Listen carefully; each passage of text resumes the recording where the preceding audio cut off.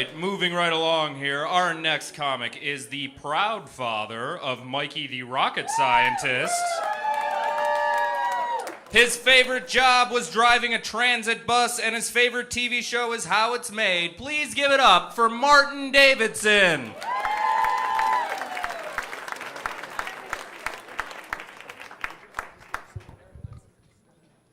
Good evening, everybody. Well, thank you. Most people that know me think I'm just a regular guy.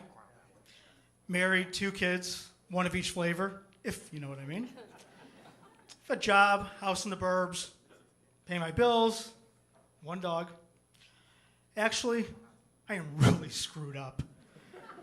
You know, it all started in my early childhood with my mom. May she rest in peace, especially after what I have to say. She was a chain smoker. She smoked Pall Malls. Pall Malls are for the hardcore smoker. It's basically a rolling paper and tobacco. And she smoked them a lot. She didn't cook a lot, though. We had a really, really nice stove, gas stove. And I was walking by the kitchen one day. She's bent over the stove. I'm thinking, I'm going to get a hot home-cooked meal. This is exciting. She's trying to light her Pall Mall on the stove. She's puffing away. Poof! Her hair goes on fire. Okay, I don't know what to do. I'm a little kid. I'm running around. What's going on? She's blazing. She goes, call the operator. They didn't have 911 yet, so call the operator. I'm dialing 0. What is your emergency? My mom's on fire. Fireman came. Thankfully, she was already out, so everything was good. So there was another time my mom was putting away the dishes. And we lived in a ranch, but yet we had one of those crawl spaces up in the attic that I was very familiar with because I went up there and hide. I used to hide from my mom. So I'd go between, you have to go between the wood beams so you wouldn't step on anything and fall through. Well, my mom, she's up there one day, and I'm minding my own business watching Sesame Street. And all of a sudden, I see a little dust falling from the ceiling. Next thing I know, there's a little more debris coming down. Boom! Here comes her leg all the way through the ceiling.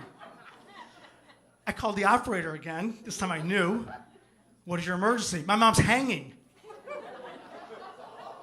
So, so this time when the fireman came out, they got him down, got her on the couch. He goes, you look familiar. Don't I know you?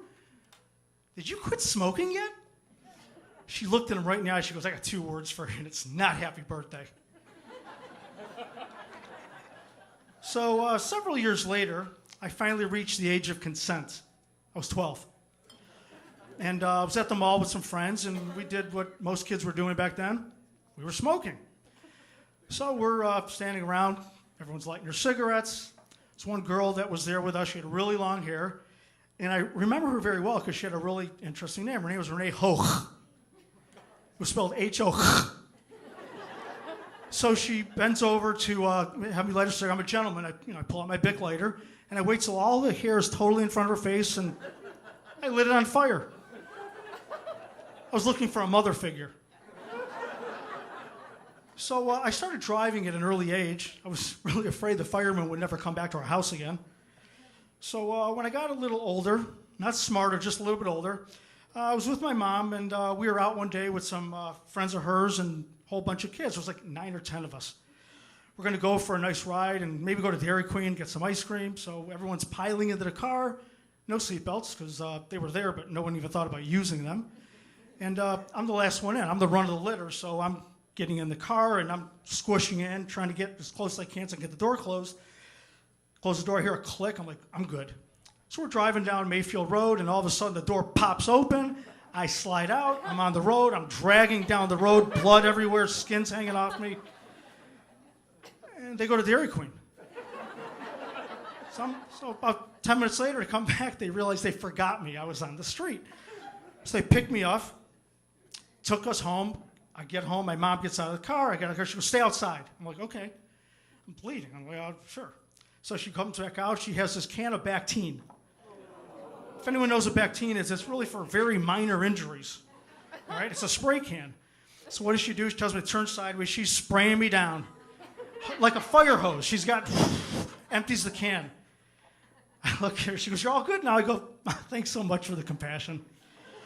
So as a result, to this day, when I go to Walgreens and I get anywhere near the first aid aisle, I go into a panic attack. That's my time. Thank you very much.